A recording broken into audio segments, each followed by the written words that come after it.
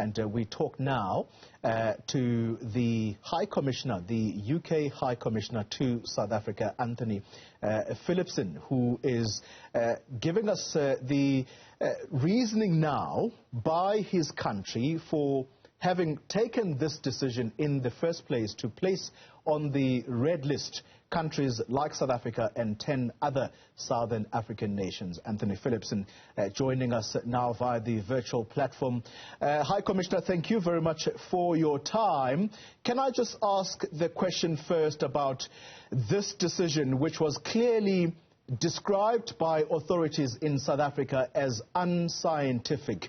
What was the reasoning behind it?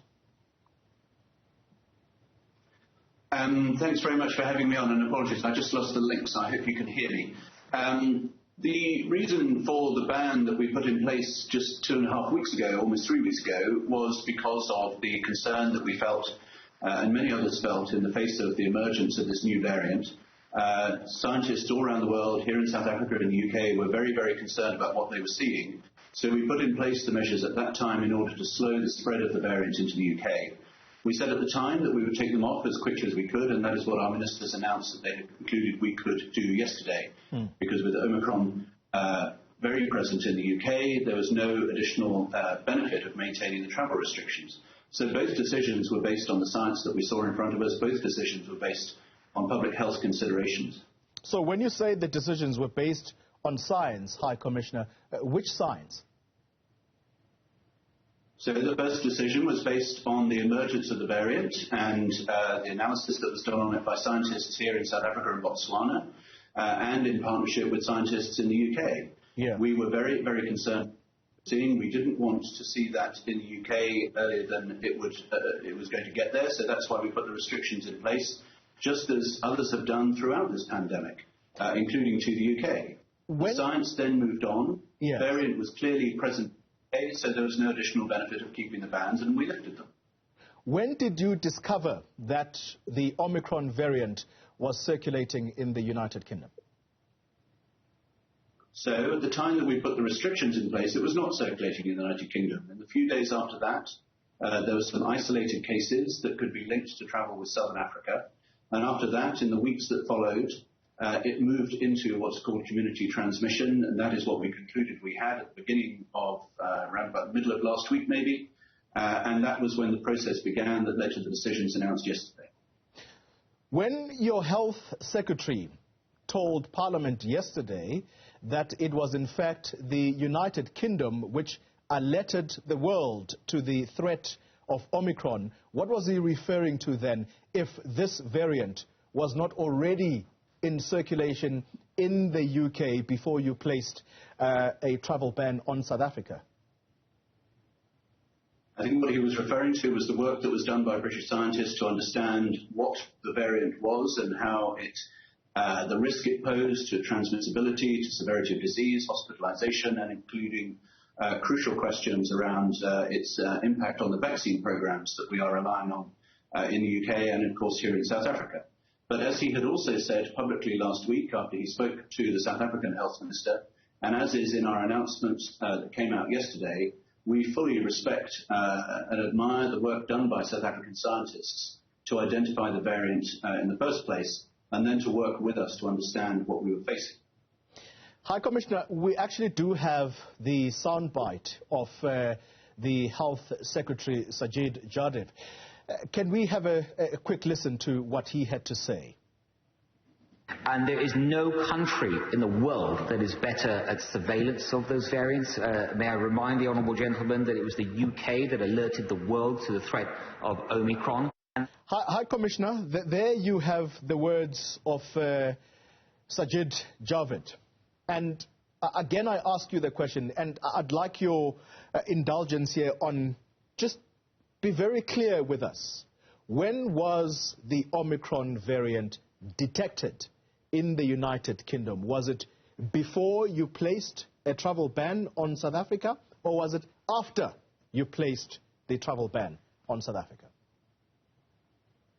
It was after. If we go back through the sequencing, the sequence of the days, The first we knew of, publicly knew about the issue of a new variant was the announcement made by South African scientists here in South Africa on Thursday, the 25th of November. The UK government then moved very quickly that evening to put in place the restrictions. In the days after that, as I said earlier, there were specific instances of Omicron identified amongst cases in the UK, but there were specific instances linked to people who had travelled to Southern Africa. In the days after that, because of the way these things happen, there were more cases, and then we moved into what is called community transmission. That was the point at which we decided that there was no point in having the bans in place any longer because they didn't add any additional benefit.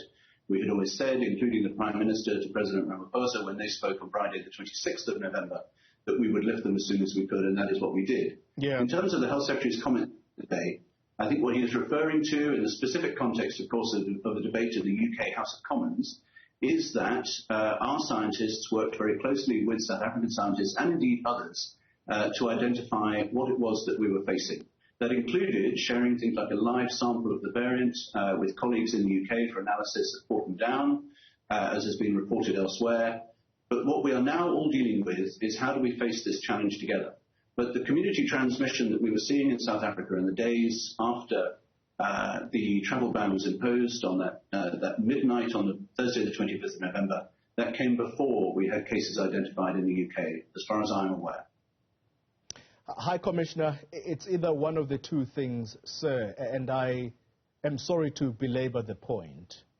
If it was the UK which alerted the world to the threat of Omicron, then the UK, the United Kingdom, was not completely honest when it decided that it was going to place a travel ban, therefore punishing South Africa. The estimates right now are that we've lost, as a result of the latest ban, we've lost 1 billion rand as a result of cancellations. And so that is at least the one consequence. The Health Secretary in the United Kingdom, did he lie before the parliamentarians there about the UK alerting the world? Because it was us here in South Africa who made that announcement to the world. Or did he deliberately withhold information to the British people about the discovery of this Omicron variant? I don't believe he withheld information from the British people. We have made very, very clear that we respect and admire the work of South African scientists and indeed their transparency. We have said that from the very, very beginning of this process. That is the case. That remains the case. We have worked closely with them to understand the challenge that we face. We will continue to work closely with them as we all work our way through this pandemic. As I said, we are working through, this is not the first variant we have faced. The UK has suffered has suffered economic damage as well. We are also very conscious of the damage that is done through travel restrictions, including here in South Africa. We said that at the time it was a precautionary and necessary response. We said we would lift them as soon as we can, and that is what we did yesterday. Final question to you, High Commissioner. I know you have to go. Are there any regrets over the damage that these travel bans continue to have, particularly for poorer countries like ours? And is this something that you intend continuing with whenever a new variant is discovered? I think the British government will continue to make decisions in the name of public health and on the basis of science, and when it feels it has to act, it will. As I say, we are not the only country that has applied travel bans during the course of this pandemic. Other travel bans have been applied to us when we went through earlier versions of the variant. What we are all trying to do is to work out the best way forward to keep our population safe, to make sure that we can keep engagement going on between countries like the UK and South Africa. That is what we are focusing on here. We do understand, we said at the time that we didn't want to take the measures that we took, but we felt they were necessary for public health. We said we would lift them as soon as we can, and that is what we did yesterday, after just 2.5 weeks. I do recognise that those 2.5 weeks have had an impact, especially coming at this time of year when people were looking forward to travelling ahead of the Christmas holidays. But we were able to take them off yesterday, and we now want to move forward and see how we can get on with creating that economic engagement between our countries. Of course, I do recognise the impact that it has had and the distress and hurt that it has caused, and we have said that from the beginning of this process. Antony Phillipson is the UK High Commissioner to South Africa. Thank you very much for your time, sir.